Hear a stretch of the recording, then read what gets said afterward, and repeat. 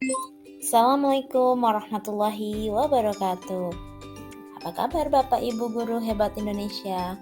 Saya di sini akan menampilkan aksi nyata modul 1.4 budaya positif. Sebelumnya, perkenalkan, nama saya Tri Turida Ulfah, guru SMP Negeri 1 Pulau Panggung, Kabupaten Tanggamus.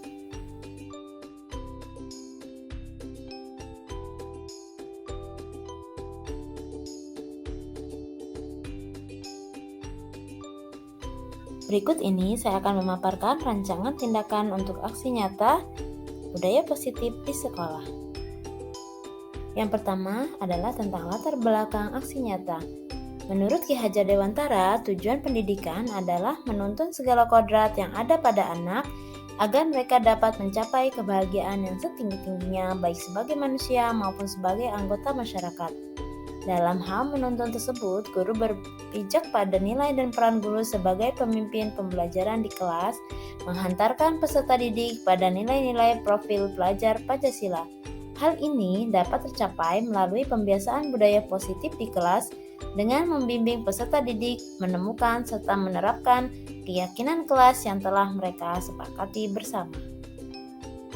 Tujuan aksi nyata yang pertama, memberikan kebebasan untuk mengemukakan pendapat mengenai keyakinan-keyakinan kelas apa saja yang mereka inginkan dan menuangkan ide, pendapat, dan gagasan mereka secara terbuka dan demokratis demi mewujudkan merdeka belajar pada siswa. Yang kedua, mewujudkan disiplin positif yang kemudian diharapkan menjadi budaya positif di mana siswa menjalankan keyakinan kelas yang disepakati bersama dengan kesadaran diri dan tanpa tekanan. Tujuan aksi nyata yang ketiga yaitu membentuk karakter positif pada siswa melalui pembiasaan-pembiasaan positif, perilaku positif, dan keteladanan dari semua warga sekolah, yaitu guru dan murid. Yang keempat, menumbuhkan motivasi intrinsik peserta didik terhadap penanaman nilai-nilai kebajikan universal. Adapun tolak ukur aksi nyata yaitu dalam melaksanakan aksi nyata ini, indikator yang dapat dijadikan acuan bahwa tindakan ini berjalan dengan baik adalah yang pertama, terciptanya merdeka belajar pada siswa dengan bebas mengemukakan pendapat untuk keyakinan-keyakinan yang ingin mereka sepakati. Yang kedua, siswa menjalankan keyakinan kelas yang telah disepakati bersama tanpa tekanan. Yang ketiga, terjalinnya komunikasi aktif serta hubungan yang harmonis antara guru dan siswa. Keempat, terciptanya lingkungan belajar yang aman, nyaman, dan berpihak pada siswa. Yang kelima, budaya positif dapat terlaksana tidak hanya di kelas tetapi juga di lingkungan rumah beserta lingkungan kehidupan siswa. Adapun lini masa tindakan yang akan dilakukan. Rincian tindakan aksi nyata yang akan saya lakukan dalam penerapan budaya positif keyakinan kelas diantaranya adalah minggu pertama, saya meminta dukungan dari kepala sekolah untuk membuat aksi nyata tentang budaya positif di sekolah, terutama pada kelas saya. Yang kedua, mensosialisasikan kepada siswa dan membimbing siswa untuk membuat keyakinan kelas. Yang ketiga, mendesain keyakinan kelas yang disepakati bersama siswa dalam bentuk poster. Pada minggu kedua, saya mencetak poster keyakinan kelas, penandatanganan dan penempelan keyakinan kelas, menanamkan dan menumbuhkan kebiasaan dalam aksi nyata menjadi pembiasaan budaya positif di lingkungan kelas dan sekolah. Pada minggu ketiga, saya mensosialisasikan pada rekan sejawat guru tentang aksi nyata budaya positif. Dukungan yang dibutuhkan pada kegiatan aksi nyata ini antara lain adalah dukungan seluruh warga sekolah termasuk kepala sekolah, guru, karyawan, dan staf sebagai role model untuk siswa. Dukungan orang tua atau wali murid sebagai pembiasaan di rumah. Saran, masukan rekan sejawat, dan lembar refleksi. Dan wakil sarana dan prasarana sebagai penyedia alat yang dibutuhkan dalam sosialisasi. Berikut ini adalah video kegiatan diseminasi di sekolah mengenai pemahaman dan pengalaman budaya positif. Selamat menyaksikan. Assalamualaikum warahmatullahi wabarakatuh. Yang terhormat Bapak Kepala SMP Negeri 1 Pulau Panggung, Bapak Yaryani SPDI. Yang terhormat Bapak Ibu Wakil Kepala Sekolah SMP Negeri 1 Pulau Panggung, dan yang saya hormati rekan-rekan guru guru beserta staf, teknik, dan pegawai SPP Negeri 1 Pulau Bangku. Dengan mengucap alhamdulillahirabbil alamin, marilah kita panjatkan puji dan syukur kita kehadirat Allah Subhanahu wa taala yang mana telah memberikan kita kesempatan pada hari ini dalam sesi sosialisasi budaya positif di sekolah. Salawat beriring salam marilah kita panjatkan kehadirat Nabiullah Muhammad Sallallahu Alaihi Wasallam yang kita nanti-nantikan syafaatnya di yaumil akhir. Amin amin ya rabbal alamin. Bapak Ibu, berdirinya saya di sini bukan berniat untuk menggurui atau memberikan sesuatu yang mungkin sudah Bapak Ibu ketahui, tapi saya di sini hanya ingin sharing atau berbagi pengalaman tentang bagaimana penerapan budaya positif di sekolah yang kita cintai ini.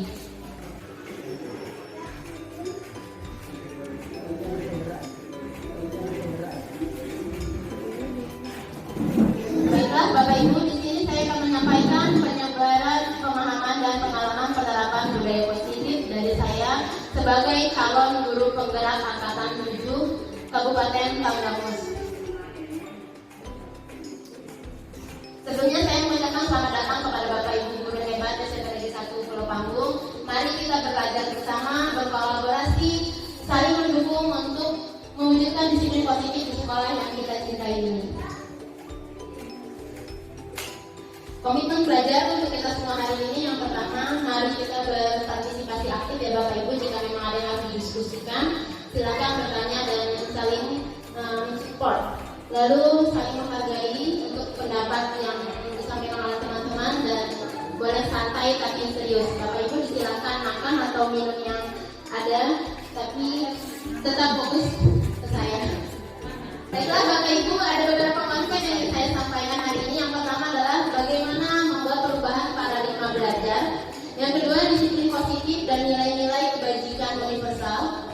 Teori motivasi hubungan, penghargaan dan restitusi. Lalu tentang keyakinan kelas, kebutuhan dasar manusia, 5 posisi kontrol dan 3 restitusi.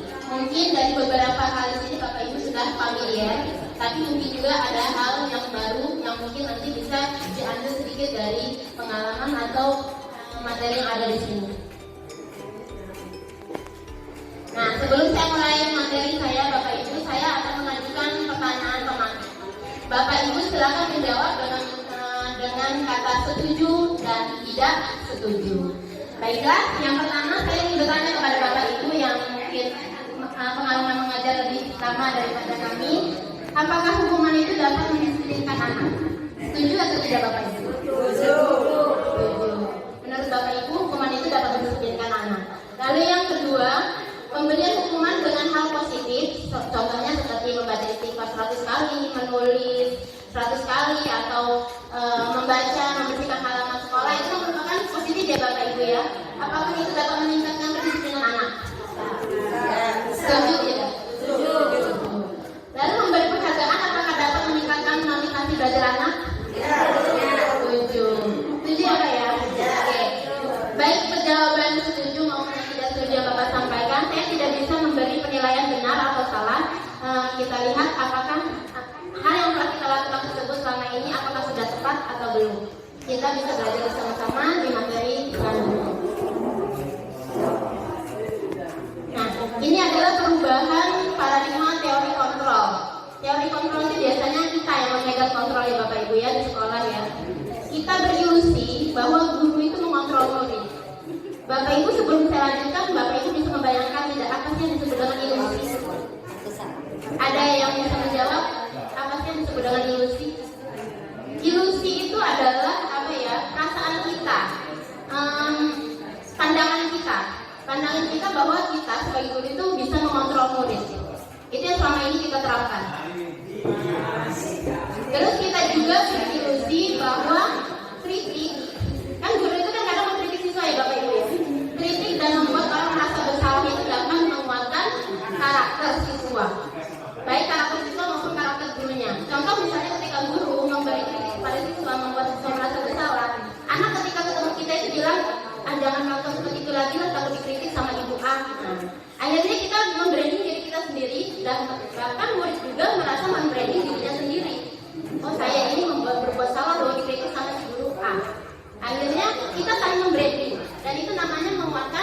karakter. Lalu kita juga berilusi bahwa semua penguatan positif itu efektif dan bermanfaat. Itu yang kita bayangkan selama ini ketika kita menghukum siswa, kita mengkritik siswa, itu menurut kita itu efektif dan memberikan manfaat kepada siswa.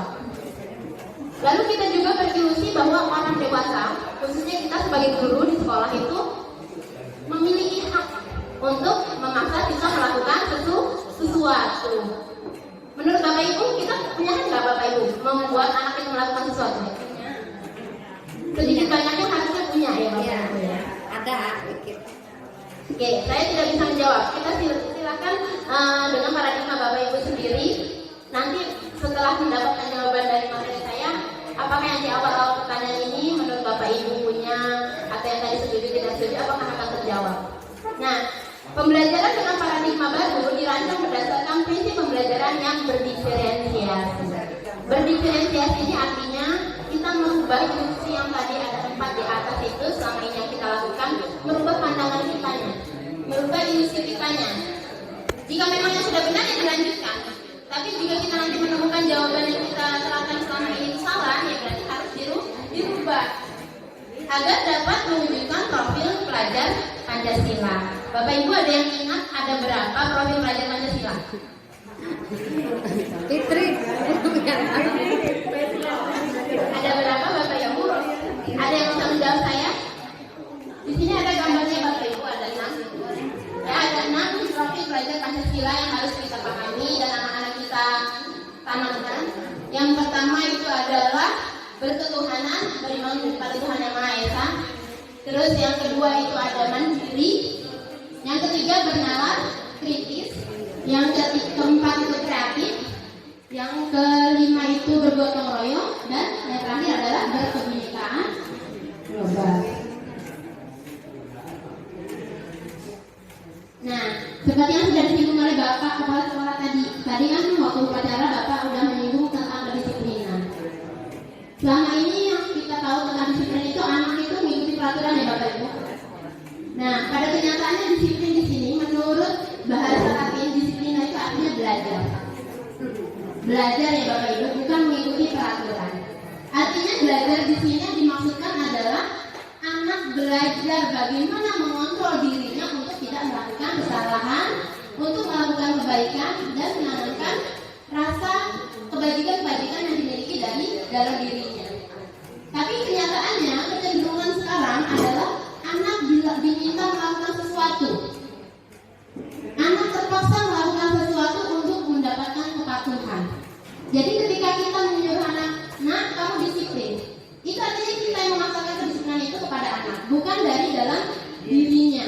Padahal seharusnya disiplin di sini adalah siswa itu belajar mengontrol dirinya.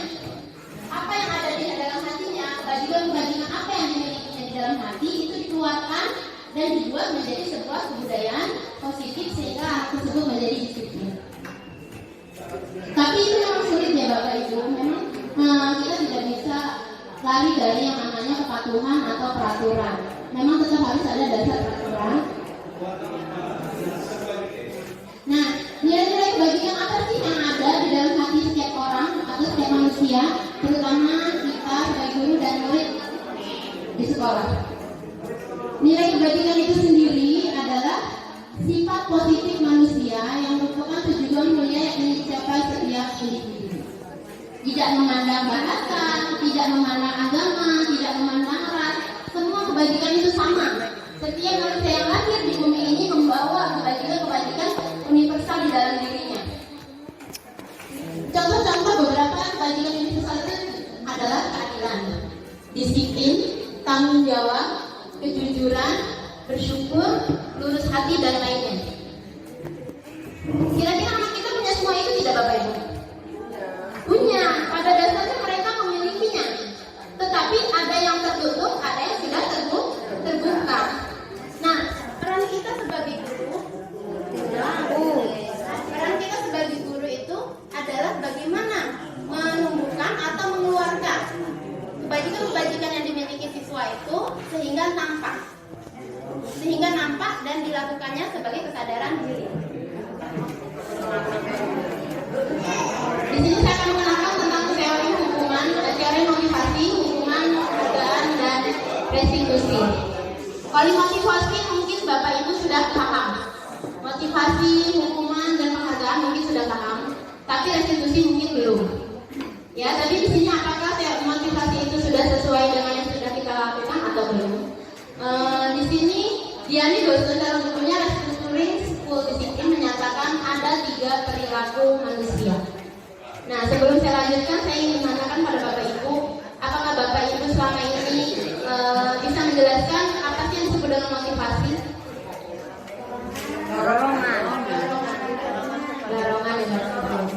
Dorongan berasalnya dari mana Bapak Ibu?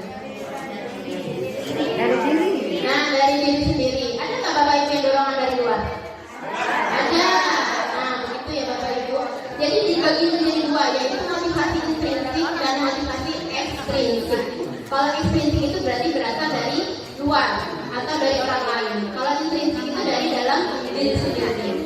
Nah, di sini dibagi dari 3, tapi saya pisah karena yang 2 ini merupakan motivasi ekstrinsik. Kalau yang 1 dari dalam diri sendiri. Ketika dia melakukan sesuatu dengan dorongan ekstrinsik, itu dia melakukannya untuk menghindari ketidaknyamanan atau hukuman. Siswa datang tepat waktu dengan takut dihukum, itu berarti kan motivasinya ekstrinsik.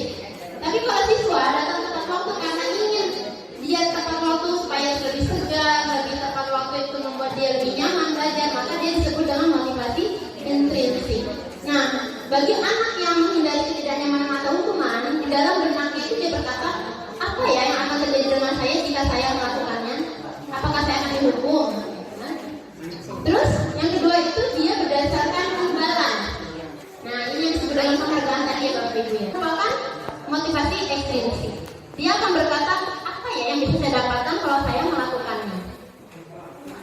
Kira-kira ini akan bertahan lama tidak Bapak Ibu? Tidak. Selama penghargaan itu diberikan, dia termotivasi. Tapi jika sudah tidak ada penghargaan, dia akan kembali ke titik nol seperti semula. Yang akan bertahan adalah motivasi intrinsik, menghargai diri sendiri.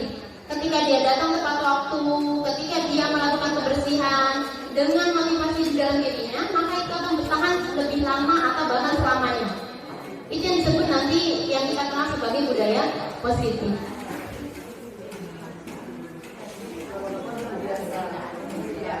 Nah, ini penghargaan.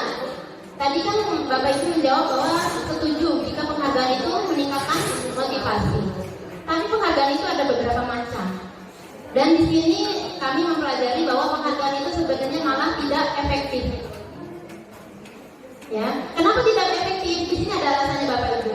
Menurut Aristotle, bahwa penghargaan itu sesuatu yang diberikan kepada seseorang karena sudah mendapatkan prestasi yang diharapkan. Jadi prestasinya itu karena dia ingin mendapatkan imbalan, bukan karena prestasi karena dia ingin menghargai dirinya sendiri supaya dia menjadi anak yang lebih berbakti, lebih berbakat, lebih pintar. Itu dia pengennya mendapatkan sesuatu itu karena ekstrinsik tersebut, dapat imbalan. Nah, penghargaan itu bisa menghukum loh Bapak Ibu. Coba Bapak Ibu bayangkan. Contohnya realnya aja, ketika kita ada lomba kebersihan kelas. Ya, kita ambil contoh real. Selama ini kita ada lomba kebersihan kelas.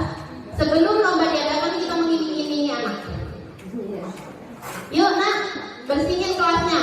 Yang paling bersih akan mendapatkan penghargaan. Itu menjadi motivasi ekstrinsik. Salah tidak? Tidak. Tidak ada yang bilang salah. Itu boleh dilakukan. Bapak Ibu, kalau menurut di sini pembelajaran yang sudah pelajari bahwa penghargaan itu kurang efektif. Boleh dilakukan, tapi diharapkan tidak diberikan di awal. Tidak dalam bentuk iming-iming. Ketika anak itu sudah melakukan sesuatu dan dia dapat hasilnya, baru kita berikan sebagai surprise. Ya, seperti ketika anak pembagian rapot, kan dia tadinya nggak tahu bahwa yang peringkat 1 akan mendapatkan hadiah. Tapi ketika dia sudah peringkat 1, 2, 3, tiba-tiba gurunya memberikan hadiah. Nah, itu akan menjadi motivasi yang sesungguhnya. Ternyata saya mendapat pengakuan loh dari Bapak Ibu guru saya ketika saya melakukan sesuatu yang lebih baik. Tapi ketika diiming-imingi, akhirnya persaingan tidak baik. Bahkan penghargaan itu bisa menghukum. Menghukum dalam hal seperti apa Bapak Ibu? Menghukum ketika yang menang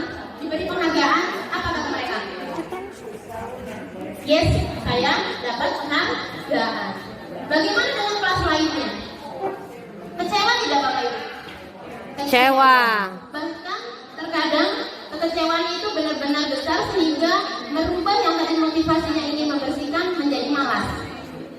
Pasti yang menang itu aja. Betul nggak? Nah, jadi kita ada 4 macam ya Bapak Ibu.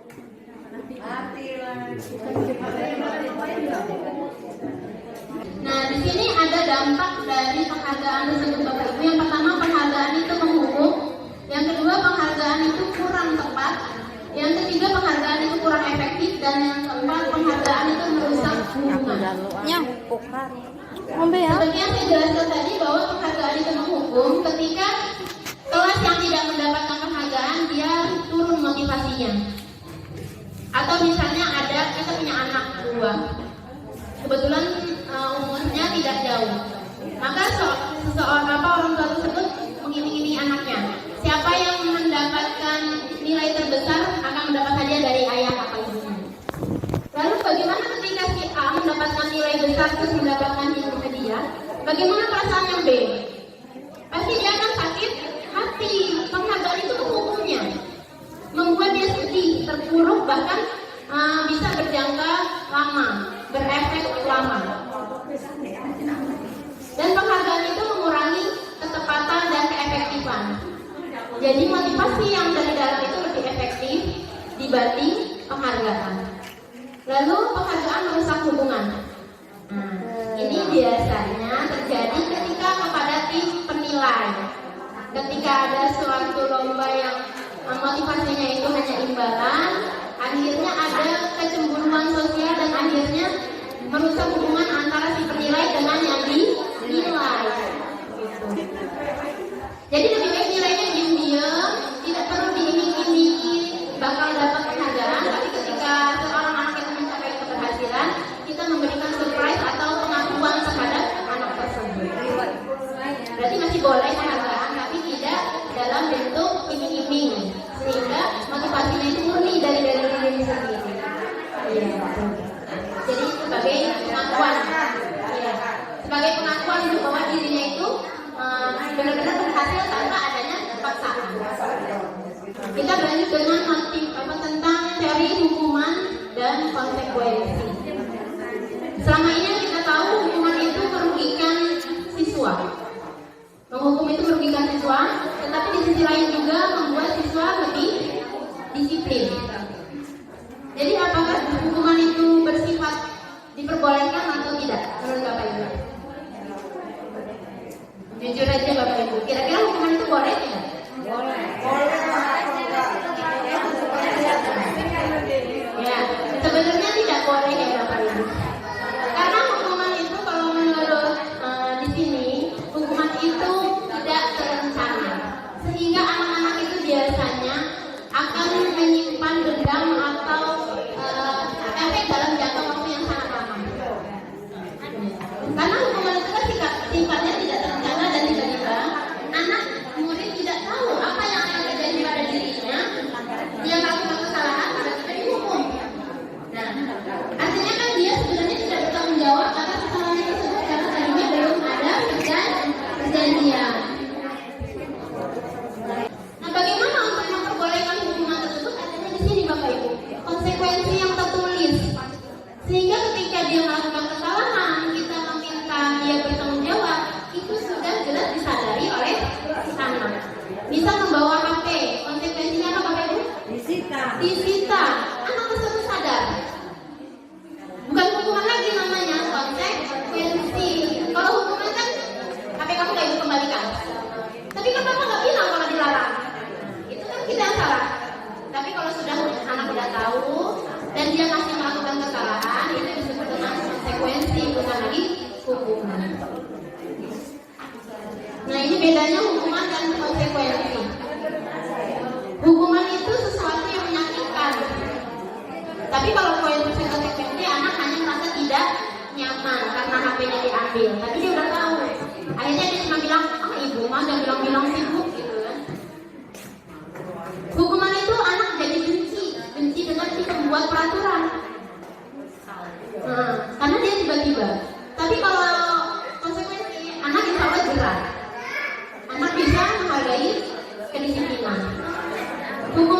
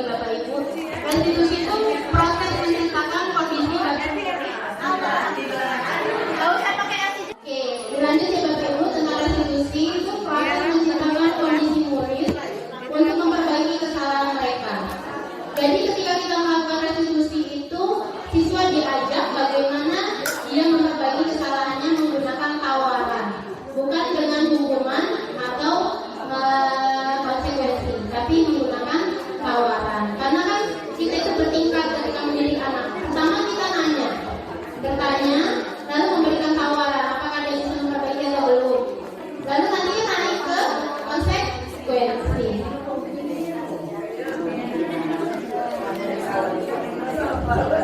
Ada 9 ciri-ciri restitusi. Yang pertama, bukan untuk menebus kesalahan, tetapi untuk belajar dari kesalahan. Siswa itu melakukannya bukan karena dia menebus kesalahannya, tapi dia memperbaiki kesalahannya. Lalu restitusi itu dapat memperbaiki hubungan antara guru dan siswa. Restitusi itu merupakan melihat di dalam dirinya. Kita akan menanyakan apa yang kamu rasakan, menurut kamu betul atau salah kamu melakukan seperti itu, bagaimana cara menyelesaikannya. Itu anak diminta untuk melihat ke dalam dirinya sendiri. Kalau dia di posisi yang dia korbankan itu seperti apa. Restitusi diri adalah cara yang paling baik di antara peraturan yang lain. Restitusi fokus pada karakter, bukan pada tindakan. Restitusi fokus mencari solusi, bukan untuk mencari timbal balik dari perbuatan seorang anak. Lalu restitusi mengembalikan murid yang berbuat salah menjadi percaya diri untuk kembali kepada fitrahnya. Kita lanjut ke materi yang pokok. Paling pokok di saat ini adalah tentang keyakinan kelas dan segitiga restitusi. Nah, yang pertama adalah keyakinan kelas. Selama ini Bapak Ibu pernah mendengar keyakinan kelas? Belum. Tapi kalau kesepakatan kelas? Pernah. Nah, apa bedanya kesepakatan dengan keyakinan? Kira-kira sama atau tidak Bapak Ibu? Tidak. Kalau kesepakatan kelas itu berasal dari peraturan. Tidak boleh terlambat, datang maksimal 5 menit setelah bel berbunyi, misalnya. Terus harus menggunakan seragam. Itu merupakan peraturan yang kita buat menjadi kesepakatan kelas. Barang siapa yang terlambat masuk kelas, kamu harus diri di situ. Nah, itu kan artinya kesepakatan. Kesepakatan yang dibuat bersama-sama. Kesepakatan itu kita rubah menjadi lebih baik atau naik tingkat dengan yang disebut dengan keyakinan kelas. Keyakinan kelas ini berasal dari kebajikan universal yang tadi sudah saya sampaikan tentang kepercayaan diri, disiplin, peduli. Itu masuknya ke dalam kebajikan universal. Nah, keyakinan kelas ini berasal dari situ Bapak Ibu. Kita menggabungkan beberapa peraturan menjadi keyakinan diri. Ada beberapa peraturan yang dalam kesepakatan kelas itu yang bisa kita gabungkan menjadi sebuah keyakinan. Contohnya, datang tepat waktu, menggunakan seragam, terus mengikuti upacara. Itu merupakan kedisiplinan ya Bapak Ibu ya. Nah, kalau di dalam kesepakatan kelas itu kan semua kita tanamkan. Tetapi kalau dalam keyakinan itu dijadikan satu. Menjadi satu keyakinan yaitu disiplin. Jadi anak-anak itu ditanya, nah kamu meyakini tidak kalau kedisiplinan itu membuat diri kamu lebih baik? Yakin, kata dia kan. Apa manfaatnya? Nah, lalu setelah itu kita tanya, contoh-contoh disiplin itu seperti apa? Nah itu baru nanti dia dari keyakinan kelas yang lebih tinggi, anak-anaknya itu baru kesepakatan. Lalu, mengapa kita tidak membuat peraturan aja? Kenapa harus membuat keyakinan? Sekarang ada 3 pertanyaan yang Bapak Ibu bisa buat menjadi sebuah ilustrasi. Ketika Bapak Ibu menggunakan helm di jalan raya, itu karena Bapak Ibu takut peraturan atau karena Bapak Ibu ingin selamat? Ingin selamat ya Bapak Ibu, bukan karena takut ditangkap polisi. Dua-duanya. Tapi dari mana yang penting? Selamat. Kalau misalnya ditangkap polisi karena apa kan paling bayar paling mahal, kan ada yang menggunakan sembayar atau menggunakan apa? Hilang. Itu cuma sebatas hilang. Tapi kalau keyakinan keselamatan itu kan membahayakan diri Bapak Ibu. Terus kita menerapkan 3M ketika corona. Itu karena disuruh apa karena ingin terhindar dari COVID? Ingin melindungi diri. Atau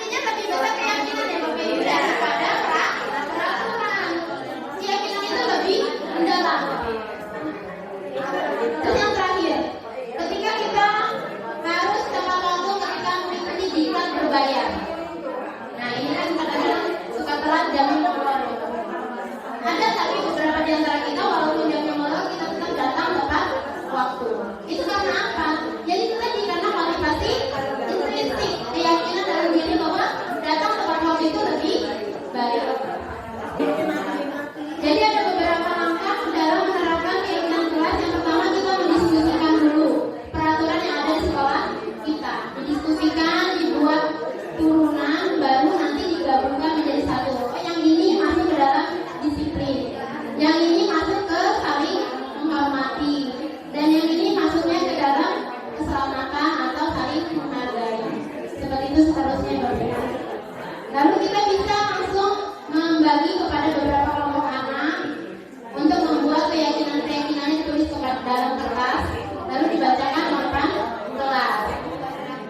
Setelah anak-anak sudah menulis di depan kelas, nanti kita akan mengelompokkan itu bersama-sama dan dipilih mana yang paling urgent atau bisa diterapkan secara sukarela. Karena ada beberapa hal yang memaksakan itu tidak melanggar. Setelah semua sudah selesai, kita meminta persetujuan dari anak-anak dengan menandatanganinya sebagai guru dan perangkat-perangkat kelas seperti ketua kelas, bendahara, sekretaris dan lain-lain.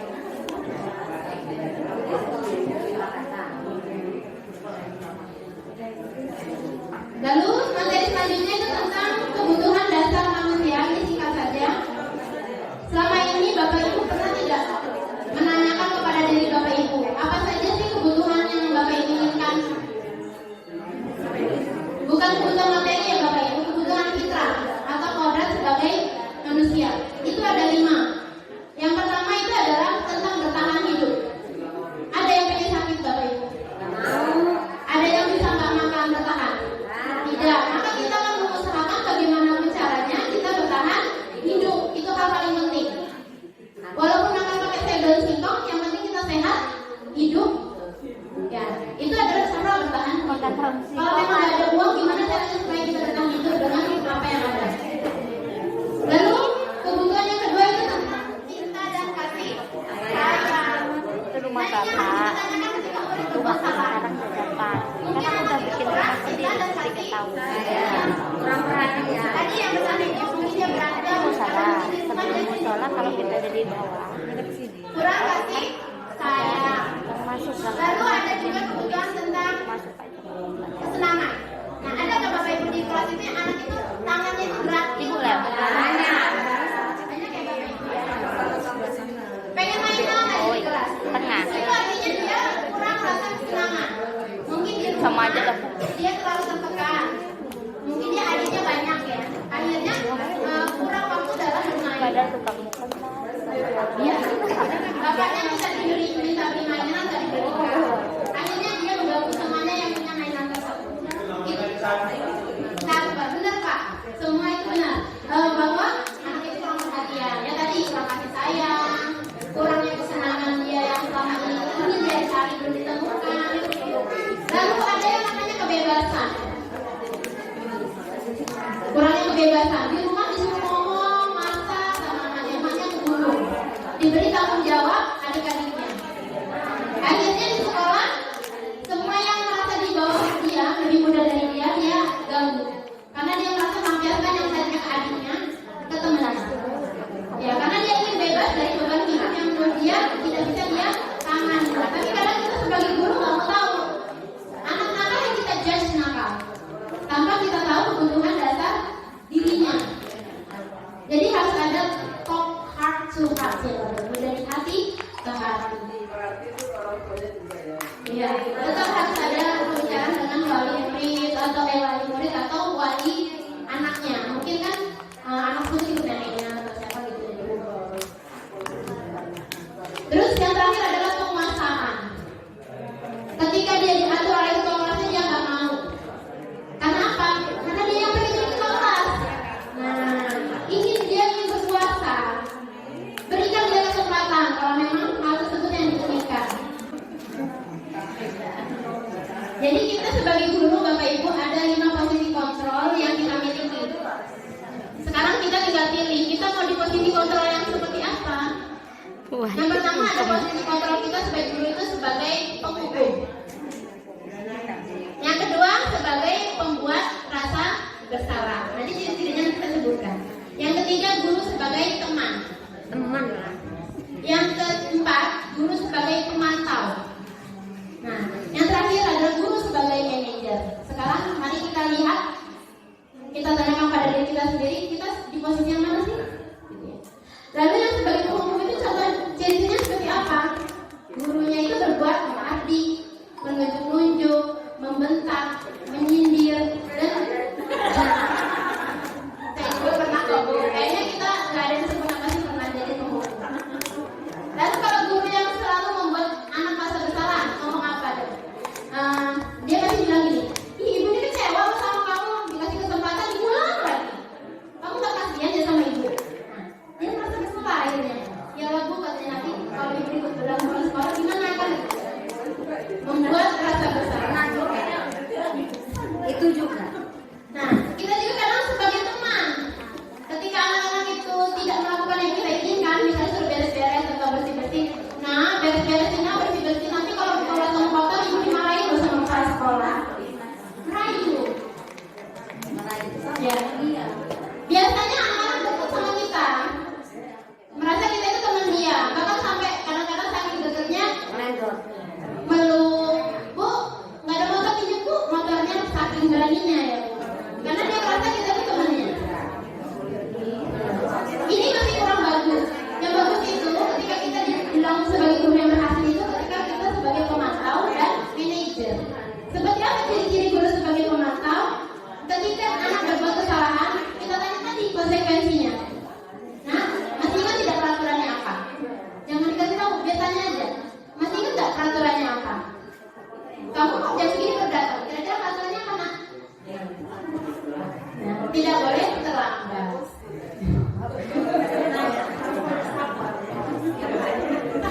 Guru selalu mengingatkan peraturan. Dan yang paling bagus adalah guru sebagai manajer. Kita ajak duduk bersama anak-anak, lalu kita tanya. Nah, coba tanyakan pada diri sendiri. Tapi kayaknya kita belum marah ya Bapak Ibu ya kalau mau nanya kayak gitu. Coba tanya pada dirimu sendiri. Kira-kira sikap kamu betul atau tidak? Ini kan dia malu-malu kucingin dia Bu ya. Bilang salah. Nah, kalau udah salah, kira-kira baik tidak dilakukan. Terus tanya sampai dia menyadari bahwa dia tidak boleh melakukan kesalahan tersebut. Lalu kita tawarkan. Ibu menawarkan kepada kamu, bagaimana cara kamu menyelesaikan masalahmu ini? Jadi jangan kita yang bilang, nanti kamu minta maaf ya sama dia. Nanti kamu ini ya, nulis ya 100 kali di buku, kasih ke ibu. Kalau enggak, pulang aja kamu. Kita tawarkan dulu, bagaimana cara dia menyelesaikan masalahnya. Karena kita udah lumayan mengerti ya, Bu, ya, bagaimana cara menyelesaikan masalah. Kecuali kelas 7 mungkin ya, nanti harus banyak bimbingan. Kalau kelas 8 insya Allah, karena saya kemarin udah mencoba juga 2 orang, alhamdulillah bisa. Tapi memang dengan sangat effort yang luar biasa atau usaha yang luar biasa untuk membangkitkan pertanyaan-pertanyaan dari anak tersebut. Jadi tadi ada guru sebagai pembuku, guru yang mengontrolnya sebagai membuat rasa bersalah, terus guru sebagai teman, guru sebagai pemantau, dan guru sebagai manajer. Dan yang paling baik atau paling tinggi itu adalah manajer. Saya kasih pertanyaan-pertanyaan, silakan dijawab apakah itu membuat rasa bersalah, menghukum, teman, atau lain-lainnya tadi.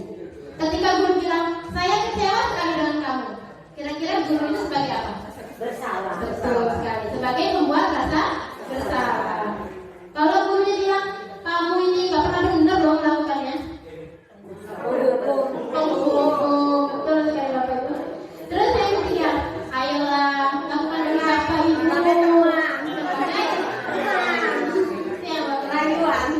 Rayuan. Kalau kamu ibu kasih stiker, kira-kira kamu berbuat baik tidak? Itu kira-kira sebagai guru sebagai apa Pak? Kan. Yang keempat, ya betul, keempat sebagai pemantau, karena dia memberikan konsekuensi tadi. Dan kita cepolan nih. Nah, yang terakhir ketika dia bilang, bagaimana kamu bisa menyelesaikan masalah ini? Ini yang paling tepat. Jadi ketika anak melakukan kesalahan, maka kita tanyakan, salah. Ini seharusnya saya butuh LCD untuk menayangkan contoh segitiga restitusi, tapi kalau tidak ada nggak apa-apa. Semoga dimaklumi. Kita akan belajar bagaimana sih jadi guru sebagai manajer itu melakukannya dengan cara segitiga restitusi. Jadi ketika ada anak yang berbuat salah, saya harap Bapak Ibu semua bisa belajar dari restitusi ini. Ada 3 langkah. Yang pertama, selain kita panggil ya Bapak Ibu, ini di luar dari panggilan, kita panggil anaknya ke kantor, kita lakukan segitiga restitusi. Guru, marilah kita belajar sama-sama bagaimana menyikapi permasalahan tersebut. Yang pertama, menstabilkan identitas. Kita panggil anak yang tadi pasti ketakutan. Contoh ketika dia berantem di kelas, panggil satu-satu, jangan dua-duanya. Kalau dua-duanya tidak akan selesai. Panggil satu persatu, stabilkan identitasnya dulu. Bagaimana cara menstabilkan identitas? Yang pertama itu kita tanya dulu. Nah, kamu tadi ngapain? Berantem Bu, sama siapa? Sama si A. Lalu kita tanya, kita katakan dulu, berbuat salah itu benar, apa berbuat salah itu boleh.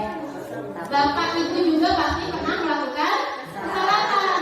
Buat dia merasa ini dulu, merasa percaya diri dulu untuk menceritakan masalah dia. Nah, jadi kita kuatkan dulu karakternya. Bapak Ibu juga pernah salah. Salah itu manusiawi. Tapi Bapak Ibu tertarik bagaimana cara kamu menyelesaikan masalah.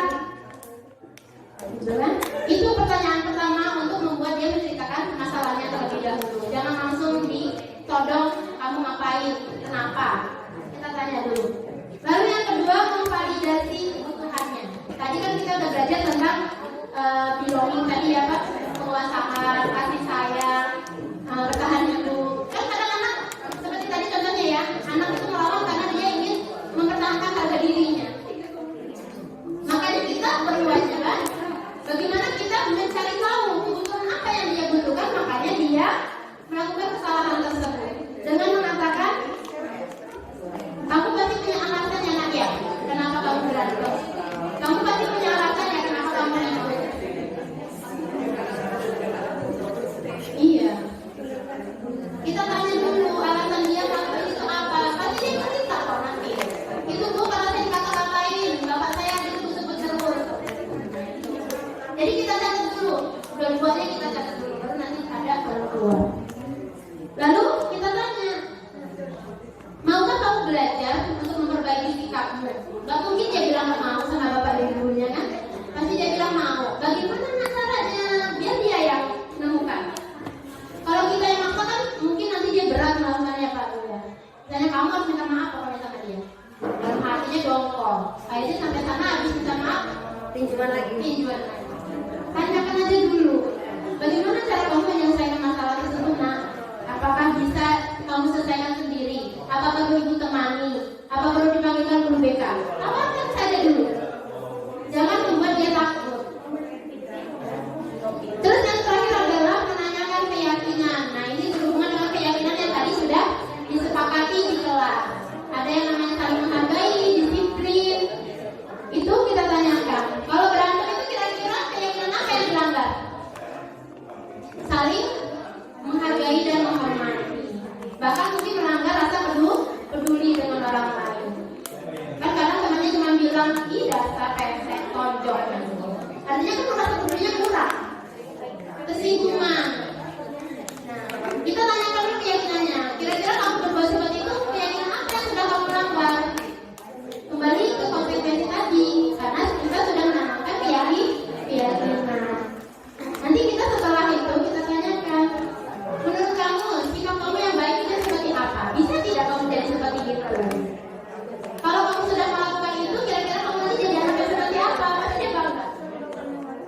Tadi misalnya dia ketika ditanya penyelesaian masalahnya apa? Sama aku, nanti aku minta maaf dia.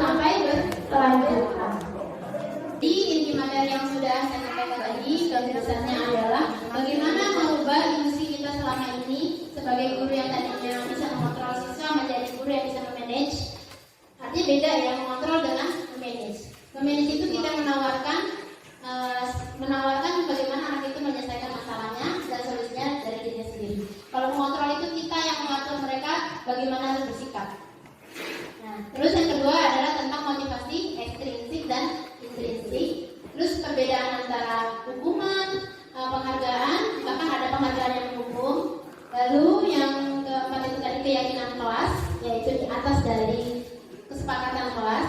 Yang kelima tadi 5 posisi kontrol, yaitu sebagai guru sebagai penghubung, sebagai pembuat rasa bersalah, guru sebagai teman, guru sebagai pemantau, dan guru sebagai manajer. Yang lebih bagus, guru itu berhasil ketika dia bisa memposisikan dirinya dalam posisi pemantau dan manajer. Lalu yang terakhir tentang segitiga restitusi, 3 langkah menyelesaikan masalah pada siswa.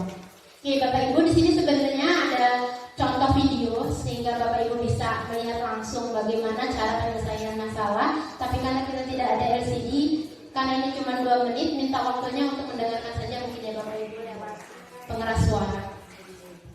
Ini adalah contoh ketika saya mendapati anak yang membuang sampah di kelas, di dalam keraci.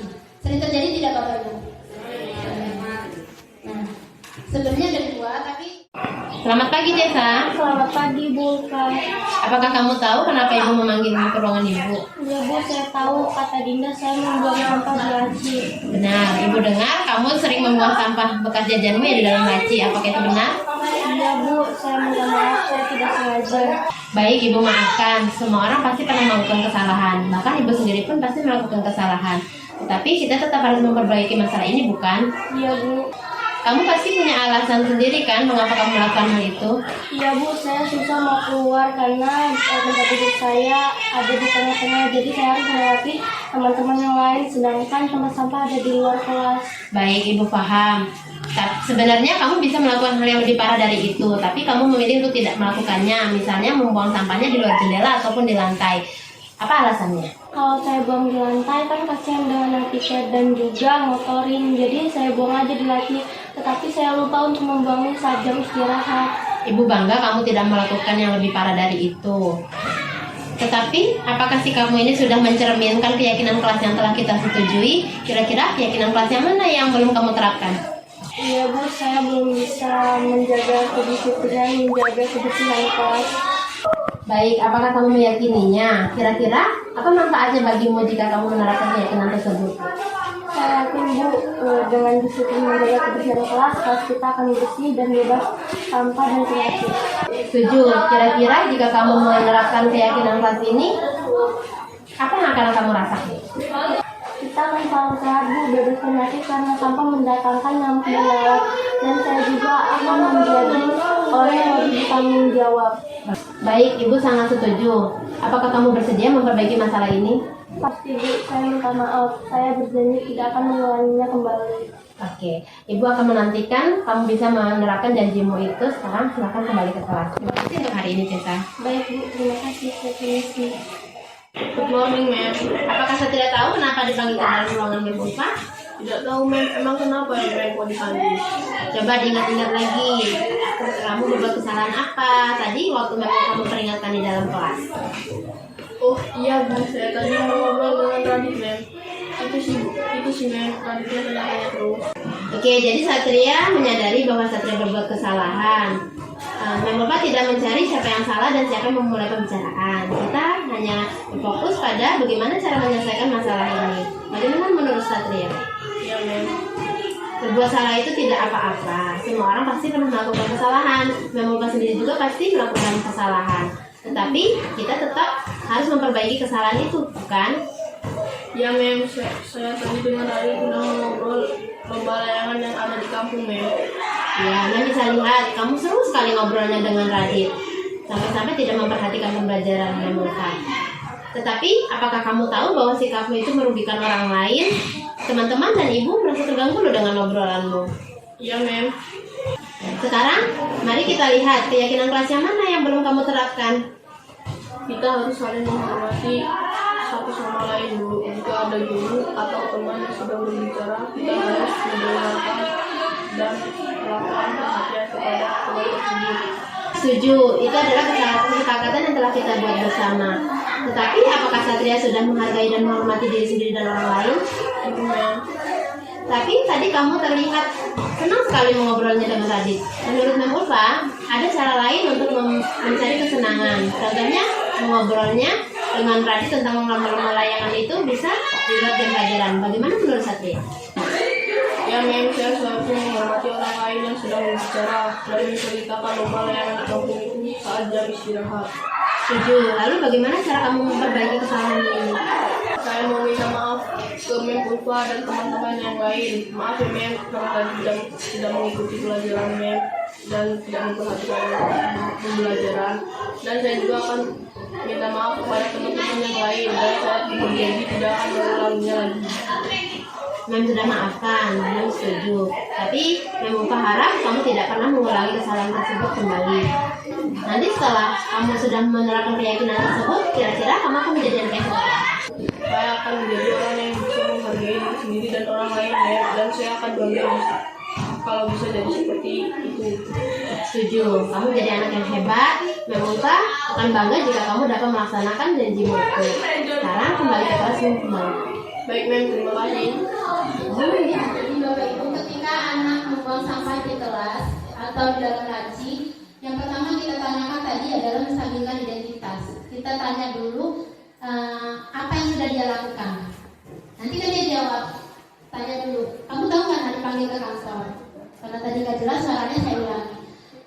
Kamu tahu kan kenapa ibu lupa panggil ke kantor? Tahu Bu, kata Dinda tadi gara-gara saya buang sampah ya Bu, dipanggil saya. Dan jawabnya seperti itu. Ya betul. Menurut kamu sikap seperti itu baik tidak? Jadi kita tanyakan dulu, biarkan dia menceritakan. Lalu tanyakan alasannya membuang sampah di laci itu apa? Dia bilang kan tadi memberi alasan. Namanya anak berbahasa ya pasti banyak alasan. Baik itu secara benar atau kadang cuma dibuat-buat. Tapi biarkan dulu dia cerita. Kata dia kan alasannya susah keluarnya karena duduknya di dalam dekat tembok, males melengkapnya. Akhirnya adalah masukin aja. Tapi nanti kita tanya, memang gak ada waktu istirahat? Kan bisa dibuang ya ketika istirahat. Nah nanti dia bilang, ya Bu saya lupa. Pasti alasan lagi dia. Nah tapi terus kita berikan penguatan, yaitu dengan memvalidasi kesalahan atau kebutuhannya. Ibu bangga kamu tidak membuangnya di luar jendela. Padahal sebenarnya salah dia sikap dia. Tapi kita kasih pujian, untung dia nggak buangnya di luar jendela atau di lantai. Dia masih di dalam laci. Sebenarnya kamu bisa aja buangnya di laci, di lantai atau di luar jendela. Kenapa? Dia bilang kalau di luar jendela takut dimarahin. Pasti kan ketahuan sama guru yang lewat. Kalau di lantai nanti ketahuan ketua kelas atau dimarahin sama ketua kelas sama yang piket. Berarti dia masih ada menghargai orang lain gitu. Berarti kan artinya dia itu masih punya ada sisi baik di dalam dirinya. Ketika dia menjelaskan alasannya. Lalu baru kita tanya, menurutmu ketika membuang sampah di dalam kelas itu apa di dalam laci merugikan diri sendiri tidak? Nah nanti dia mikir, kira-kira apa sih nanti dampaknya? Nah, nanti kita tanyakan, kembalikan kepada keyakinan kelas. Dalam keyakinan kelas itu tadi kan ada disiplin, bertanggung jawab. Nah salah satunya adalah tidak membuang sampah sembarangan. Itu masuk ke dalam disiplin. Nah setelah dia sudah menjelaskan keyakinan kelasnya, baru kita tanya, kira-kira kamu nanti kalau misalnya melakukan keyakinan tersebut mau jadi anak yang seperti apa?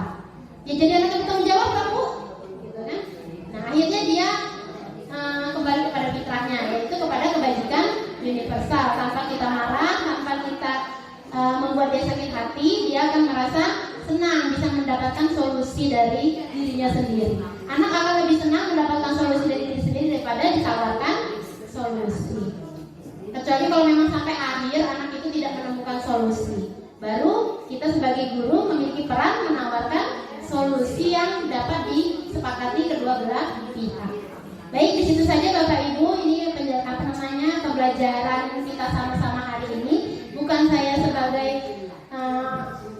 guru penggerak di sini adalah mengajarkan ikan berenang ya Bapak Ibu, tapi men-sharing atau berbagi apa yang baik kepada kita sama-sama. Mari saling mengingatkan, saling belajar, berkolaborasi dan saling mendukung. Bapak Ibu bisa mendukung saya, Bapak Ibu juga bisa mengingatkan saya jika memang saya ada kesalahan atau kekurangan, karena di sini saya dalam tahap belajar. Sebelum saya tutup, saya ada pantun sedikit. Burung dara, burung cendrawasih, bisa dicari dulu di Papua. Cukup sekian, terima kasih. Semoga bermanfaat untuk kita semua. Kurang lebihnya saya mohon maaf telah mengganggu waktu Bapak Ibu. Atas keterbatasan saya juga mohon maaf. Saya akhiri, wabillahi taufiq wal hidayah. Wassalamualaikum warahmatullahi wabarakatuh.